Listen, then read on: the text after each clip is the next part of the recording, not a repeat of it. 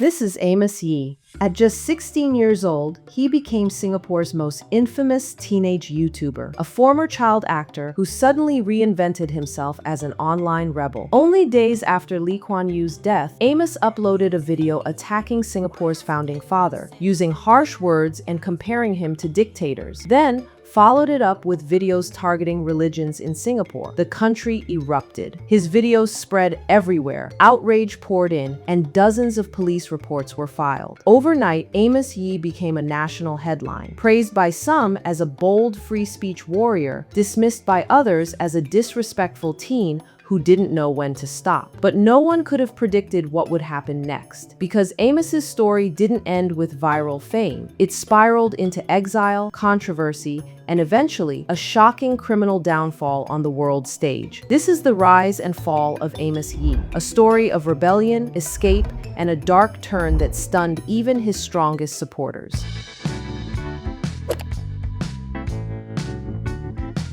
Before the controversies, before the court cases, Amos Yee was actually a child actor. He won a short film award at age 13, appeared on local TV, and was seen as a bright, outspoken kid with great potential. He was confident, clever, and already loved performing in front of a camera. But by his mid-teens, that confidence evolved into something else, a desire to challenge authority, push boundaries, and provoke reactions. Fast forward to March 2015. Singapore is in national mourning after the passing of its founding Prime Minister, Lee Kuan Yew. Tributes are everywhere. The entire country is in a solemn, emotional moment. And then, a bespectacled 16-year-old presses upload. The video is titled, "Lee Kuan Yew is finally dead," and immediately, everything explodes. In an 8-minute tirade, Amos brazenly calls Lee Kuan Yew a horrible person and a dictator, accusing the revered leader of deceiving Singaporeans. As if that wasn't provocative enough, Amos compares Lee to historical tyrants like Hitler, and even compares Lee to Jesus Christ, calling both power-hungry and malicious figures who fooled their followers. The reaction was instant and intense. Within days, outraged citizens filed 32 police reports against Amos's video. In tightly controlled Singapore, where criticizing top leaders or stirring religious discord is taboo and illegal, Amos's stunt was unthinkable. Even Amos's own mother felt she couldn't rein him in. She reportedly filed a police report herself because her son was beyond control. On March 29,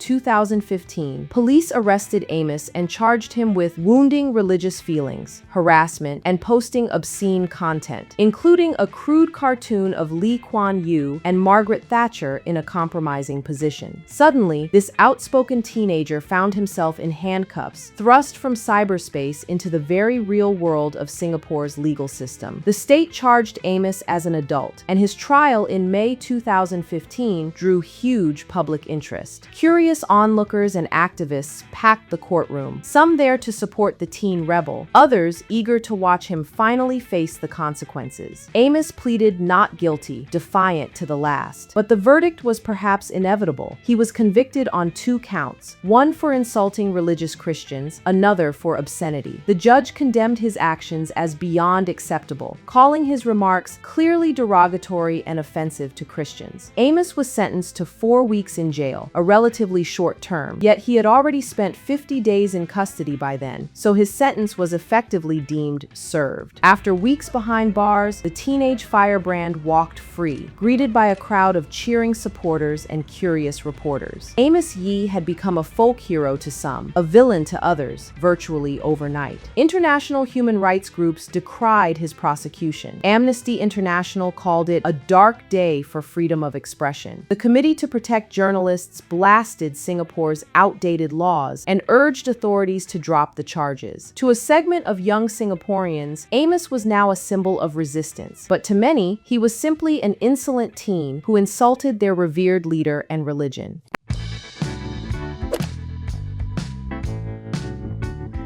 After his first conviction, Amos didn't slow down. He kept uploading rants, this time targeting religions even more aggressively, from Christianity to Islam. By 2016, the consequences caught up again. In May, police arrested him once more for wounding religious feelings after a string of videos insulting the two faiths. He had also ignored his probation terms, skipping required check-ins. Facing 6 new charges, Amos even tried representing himself in court. It didn't help. In September 2016, he was found guilty again and sentenced to 6 weeks in jail. At only 18, he had already been jailed twice, and it was clear that staying in Singapore would mean a never-ending cycle of arrests. And with mandatory military service around the corner, Amos had no intention of trading YouTube for army barracks. So, in December 2016, he fled. With a one-way ticket, he slipped out of Singapore and landed in Chicago, where he immediately applied for political asylum, claiming he was being persecuted for his speech. But instead of freedom, Amos spent months locked up in a U.S. immigration jail while his case went through the system. Then came a turning point. In March 2017, Judge Samuel Cole granted him asylum, ruling that Singapore had used religious harmony laws as a pretext to silence a political critic. Human rights groups celebrated. The U.S. seemed to have validated Amos's claims. Yet, even with that win, he wasn't released right away. The U.S. government appealed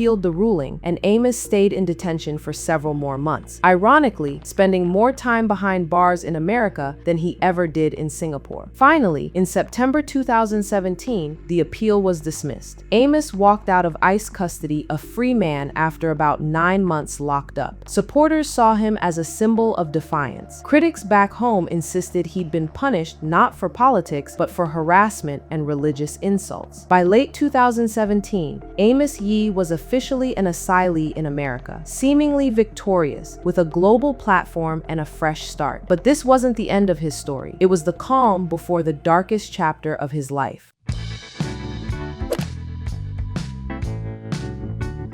Settling into life in the United States, Amos Yee had a fresh start ahead of him. He was 19, living in Chicago, and finally free from the legal pressures he faced in Singapore. But instead of rebuilding his life, Amos made choices that shocked even people who once supported him. Only a few weeks after being released from immigration detention in late 2017, he began posting videos expressing extremely inappropriate and harmful views regarding minors. These views were completely unacceptable and drew a strong backlash online. His audience turned away, and former supporters publicly distanced themselves. Very quickly, major platforms took action. By early 2018, his YouTube channel was demonetized, his social media accounts and crowdfunding pages were also shut down. By the end of that year, Amos had largely disappeared from mainstream online spaces. Then, things became even more serious. In 2019, Amos became involved in an online situation with a minor. This behavior crossed legal boundaries and U.S. authorities intervened. On October 16, 2020, Amos Yee was arrested in Chicago and faced multiple serious charges. The court set a high bail amount, and he was barred from using the internet while awaiting trial. In 2021, he accepted a plea agreement in court. He pleaded guilty to 2 charges, and the remaining charges were dismissed as part of the arrangement. In December of that year, he was sentenced to 6 years in an Illinois state facility. After serving roughly 2 years, Amos was released on parole in October 2023. But instead of keeping a low profile, he posted new online writings that repeated the same harmful views that had put him in trouble before. These posts violated the conditions of his parole. Within weeks, he was arrested again and transferred to a higher security facility. His second chance at freedom ended almost immediately. Fast forward to 20 November 2025. Amos Yee was released once more, and this time he was immediately handed over to U.S. immigration authorities. Officials confirmed that he now faces deportation back to Singapore, marking a dramatic and unexpected return after nearly a decade abroad. As of right now, he is being held at an ICE detention center awaiting his final transfer. In Singapore, let's just say the country is watching closely, some with concern, others with curiosity, and a few probably with popcorn in hand, waiting to see what happens when he steps off that plane. His rise was loud, his fall was even louder, and now his story is coming full circle.